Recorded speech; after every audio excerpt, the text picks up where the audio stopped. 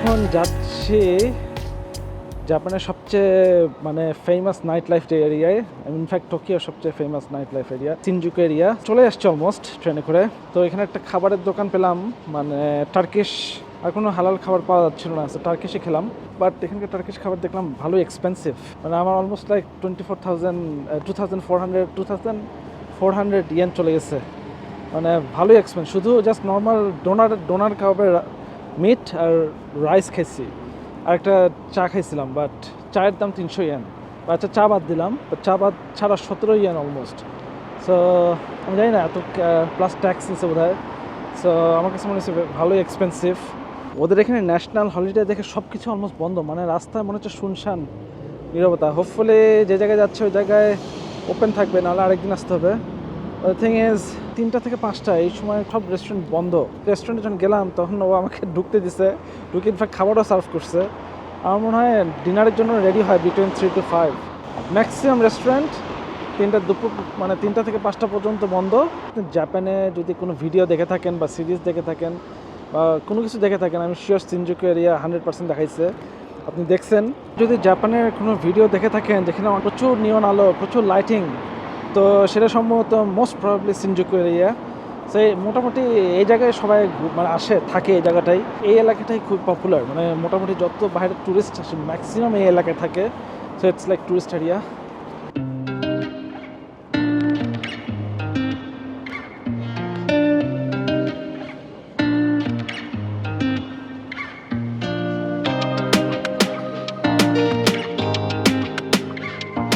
মনে হয় চলে আসছে কাছাকাছি। এখানেই কাছাকাছি কোথাও। আজকে লোকজন খুবই কম মনে হচ্ছে। এরকমই এরিয়া, কিন্তু আজকে লোকজন কম। তো এটা সিনেমা, এখানে অ্যানিমে হচ্ছে।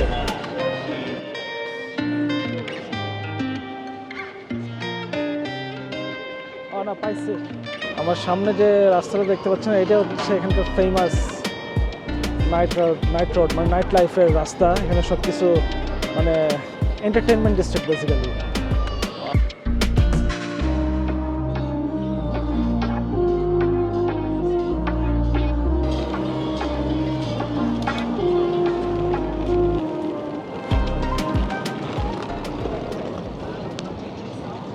এখানে সম্ভবত এখানে প্রচুর ক্লাব আছে, মানুষজন এখানে টাইম স্পেন্ড করে।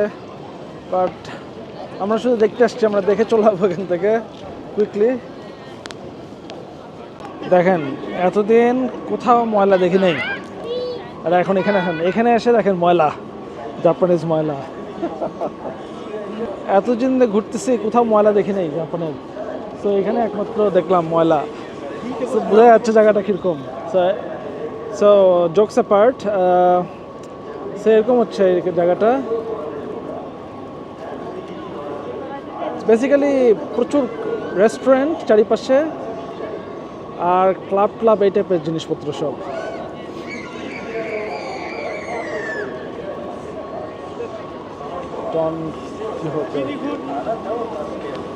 ওকে, আই থিঙ্ক এটার সাথে আপনি তুলনা করতে পারেন থাইল্যান্ডের পাতায়া, ওই টাইপের সর্ট অফ, বাট এটা অনেক বেটার।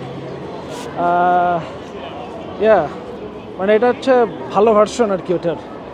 এখানে সব কিছু মানে মানে ইনডিসেন্সি ভাবে করে হয় না, বাট ইয়া মানে ওই টাইপের ধরতে পারেন, যে ওই টাইপের এন্টারটেনমেন্ট এলাকা। দেখেন কি অবস্থা, সব ক্লগিং।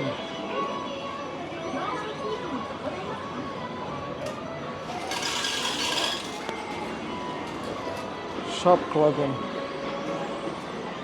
এই যে এখানে পয়েন্ট নিয়ে তারপরে যে খেলার জন্য।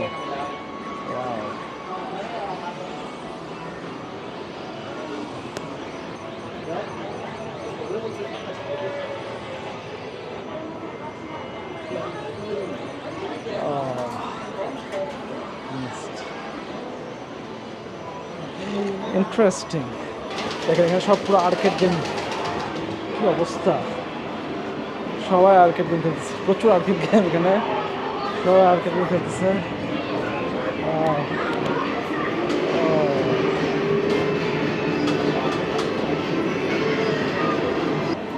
এই যে সুপার ভেন্ডিং মেশিন, এখানে আইসক্রিম বিক্রি করতেছে। আর এখানে সম্ভবত ফাইট ক্লাব। নট শিওর কি টাইপের গেম, বাট মারামারি টাইপের কিছু একটা হবে। এগুলো সেই লেভেলের আর্কেড গেম। কি অবস্থা, এত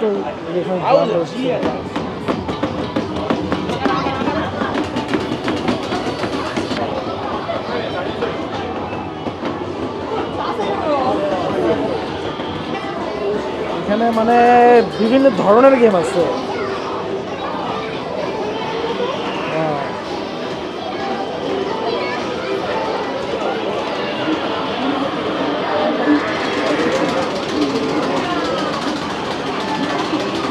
সব বয়সী মানুষজন এখানে খেলতেছে। সো এখানে শুধু বাচ্চাদের না, সব বয়স, বুড়া থেকে শুরু করে ছোট। নাইস, খুবই মজা লাগতেছে আমার এখানে। তবে আমার মনে হয় খুব পপুলার হচ্ছে এই ক্ল গেমটা। সবাই এই যে এরকম করে ইয়ে দিয়ে, ক্ল দিয়ে, মানে আপনি কয়েন দিয়ে তারপরে ক্ল দিয়ে যেটা উঠাতে হবে, এটা যদি উঠাতে পারেন তাহলে এটা আপনি দেখছেন ঢাকায় অবশ্যই এটা আছে। এটা খুবই পপুলার, সবাই খেলতেছে এটা। অ্যানিমেগুলো এত পপুলার হয় ওদের ক্ল গেমে, ওদের অ্যানিমে ক্যারেক্টারগুলো। সো বেসিক্যালি একটা মাঙ্গা, সো মাঙ্গা ক্যারেক্টার দিয়ে ক্ল গেম বানাইছে। বাপরে, এখানে তো মনে হচ্ছে অন্য ধরনের জায়গায় চলে আসছি। মানে প্রাইজ গেম সম্ভবত এটা বিভিন্ন এরকম গেম আসলে অনেকগুলো চিনিও না, সব জাপানিজ সর্ট অফ গেম। আর এটা এখান থেকে ভিউ।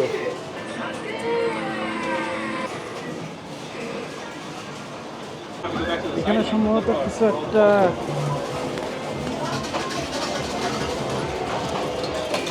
কয়েন দিয়ে বোধহয় কয়েন পাওয়ার মতো কিছু একটা। দেখেন কতগুলো কয়েন নিয়ে বসছে। সম্ভবত এখানে পাগল হয়ে গেছে সব।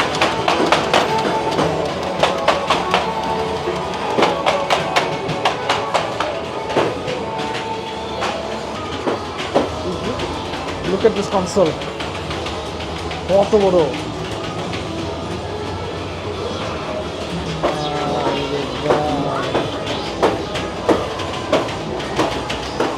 ইন্টারেস্টিং, এই যে বিশাল। এখানে সম্ভবত এগুলা গেম সম্বন্ধে কোনো আইডিয়া নাই। সো এই জায়গাটা ভালো লাগলো, ডিফারেন্ট।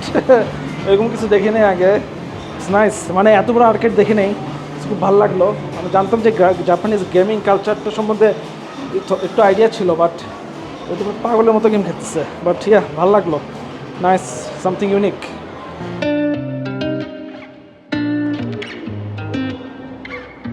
মতামত কি এই ব্যাপারে? সো এই জায়গাটা অ্যাকচুয়ালি আমার কাছে মনে হচ্ছে ওভাররেটেড। এমনি ভালো লাগতেছে, অনেক নিয়ন আলো টালো, বাট খুব মানে আহামরি কিছু না। Apart from that arcade station, ওটা খুব ভালো লাগছে। আর্কেড ইয়েটা, টাইটো স্টেশন আর্কেড যেই বিল্ডিংটা, ওটা ভালো লাগছে। আর এখানে সব মানে একই টাইপের, মানে রিপিটেটিভ লাগতেছে আমার কাছে। এরকম স্ট্রিটগুলো ওসাকাতে দেখলাম, কিয়োটোতে দেখলাম, এখানেও আর কি একই টাইপের। তো আহামরি কিছু না, ইয়া মানে সবাই আসে এই জন্য আসলাম আর কি। এটা কোনো মানে না আসলে কোনো কিছু বৃথা হয়ে যাবে এমন কোনো কিছু না।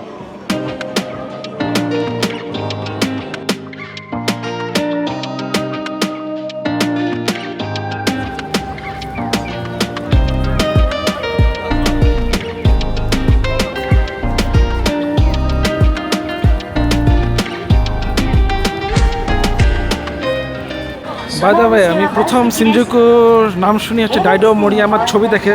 ডাইডো মোরিয়ামা হচ্ছে জাপানের অনেক ফেমাস স্ট্রিট ফটোগ্রাফার।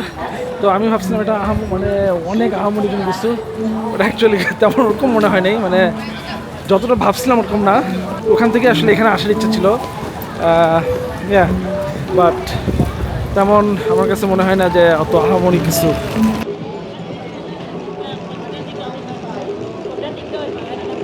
সো এটাই ছিল মোটামুটি টোকিও নাইট লাইফ।